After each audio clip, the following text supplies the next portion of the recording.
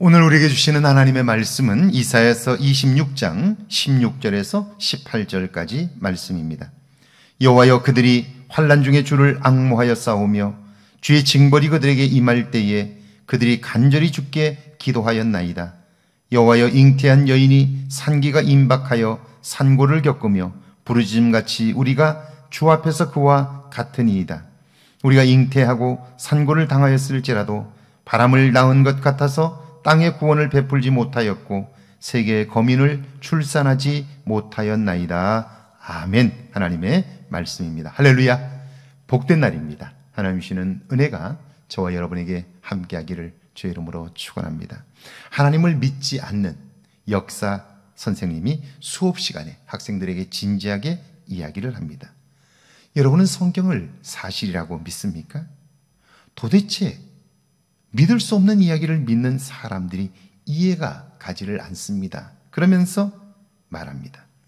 구약 성경에는 에집트에서 탈출하던 이스라엘 백성들이 이집트 군대를 피해 갈라진 홍해 사이를 건넜다고 되어 있습니다. 그런데 사실은 그렇지 않습니다. 왜냐하면 당시 홍해의 깊이가 무릎 정도도 되지 않았기 때문입니다. 그러니까 무릎 정도도 오지 않았던 그 길을 건너고 그걸 갈라서 그곳을 홍해를 건넜다고 하는 것은 거짓말이다. 그런데도 그걸 믿는 사람들이 있으니 이해가 안 간다. 그런 이야기인 거죠. 그 말을 들은 믿음이 좋은 학생 하나가 손을 들고 말합니다. 선생님, 그러니까 하나님의 능력은 얼마나 놀랍습니까? 겨우 무릎 깊이도 안 되는 그곳에 이집트 군대는 빠져 죽었으니까 말입니다. 그래요. 사람들은 자신만의 확신을 가지고 인생을 살아가요. 그런데 환난을 만나면 그런 자신의 확신을 돌이켜 볼 수밖에 없어요.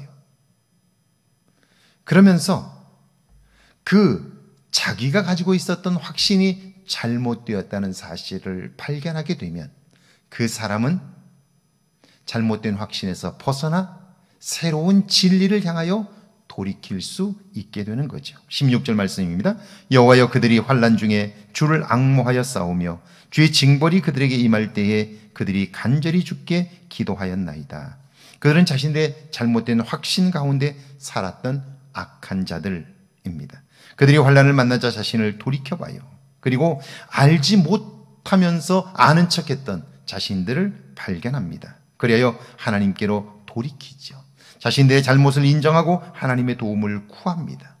그 간절함은 자신의 행위가 하나님께 얼마나 큰 잘못이었는가를 깨닫는 크기와 비례합니다. 그러므로 환난은 인간에게 엄청난 고통을 주지만 그때야말로 인생을 새롭게 할 수 있는 축복의 기회도 되는 거예요. 17절입니다. 여호와여, 잉태한 여인이 산기가 임박하여 산고를 겪으며 부르짖음같이 우리가 주 앞에서 그와 같으니이다.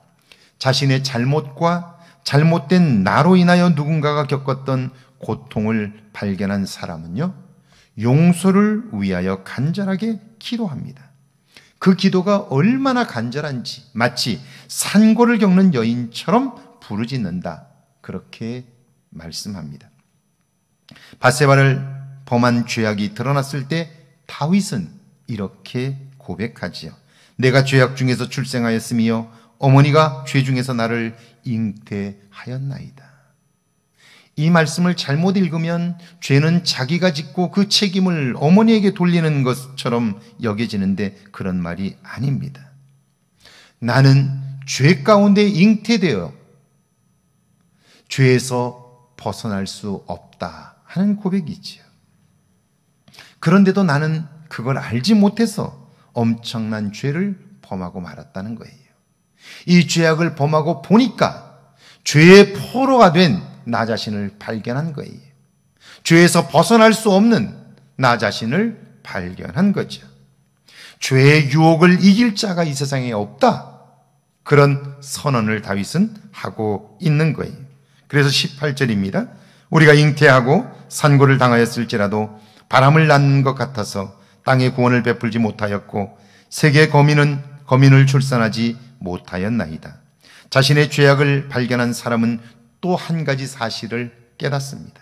그것은 우리가 아무리 노력한다고 해도 발버둥을 친다고 해도 지난 죄악과 잘못을 해결할 수 없다 하는 거죠. 그 문제를 해결해야 새롭게 살 수 있을 텐데, 그런데 그 지나간 시간에 범했던 죄악과 잘못을, 그 잘못으로 인하여 고통받은 사람들의 그 고통을 내가 지금 해결할 수가 없는 거예요. 깨닫기는 했지만 해결할 능력이 나 안에 없는 거예요. 그러니까 절망적이죠. 이제 내가 잘못한 그 행위와 그것으로 인하여 고통받은 사람들은 내 곁에 없어요. 내가 과거를 청산하려면 그 문제를 해결해야 하는데 해결할 능력이 없는 거예요. 그래서 가슴을 치며 통곡해요. 그렇다면 누가 지난 시간의 죄를 용서할 수 있을까요? 죄를 용서하실 분이 있다면 그분은 인간을 지으신 분, 그래서 생명의 주인이신 하나님, 그분밖에 없는 거죠. 우리가 죄된 자신의 삶을 발견하고 그리고 기도할 때 하나님을 만나게 되는 이유는, 하나님은 이 세상의 모든 피조물의 주인이시기 때문이죠. 모든 생명을 창조하신 분이기 때문이에요. 지난 시간의 잘못을 우리는 깨달을 수는 있지나 그러나 그걸 해결할 능력이 없는데요. 그런데 그 모든 생명을 지으신 분, 그분이 우리의 철교를 들으시고 용서하심으로 우리는 용서받은 기쁨을 경험할 수 있게 되고요, 그 기쁨을 경험한 사람마다 새로운 삶을 시작하게 되는 거죠. 이것을 우리는 구원이라고 불러요. 그래서 구원을 경험한 사람, 그 사람도 사실은 그의 삶들이 달라요. 자신의 과거의 죄악을 얼마나 깊이 깨달았느냐에 따라서 구원의 크기가 결정이 되기 때문이죠. 저는 사막의 교부들, 사막에 평생을 사막에 들어가 수도 생활을 했던 사람들의 글을 읽어본 적이 있어요. 여러분, 평생을 사막에 들어가 하나님만 생각하며 살았던 그들이 얼마나 신비한 일들을 많이 경험했을까요? 그런데 그들이 남긴 글을 보면 단 한 줄도 그들이 신비한 경험을 했던 것들을 기록해 두지 않았어요. 그들이 평생을 수도하면서 남긴 글들은요, 모두 다 내가 얼마나 큰 죄인이었는가에 대한 고백이에요. 어거스틴의 고백록이 대표적이죠. 그는 자신이 얼마나 죄 가운데 살았는가를 처절하게 반성하고 고백하고 하나님 앞에 용서를 구해요. 그게 깊고 크고 넓기 때문에 그가 경험한 은혜도 그만큼 깊은 거예요.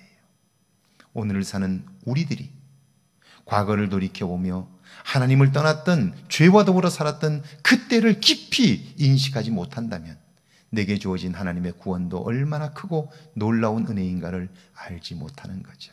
오늘 하루 나 자신을 발견하는 은혜가 있기를 주의 이름으로 축원합니다. 함께 기도합니다. 환난 이전에 나를 돌이켜 하나님을 향하게 해달라고요, 절대적인 하나님의 도움을 구하며 살게 해달라고요, 함께 기도합니다. 하나님, 감사합니다. 날마다 살면서 우리가 교만에 빠지는 것은 과거의 죄를 범하여 살았던 때를 잊어버리기 때문임을 기억합니다.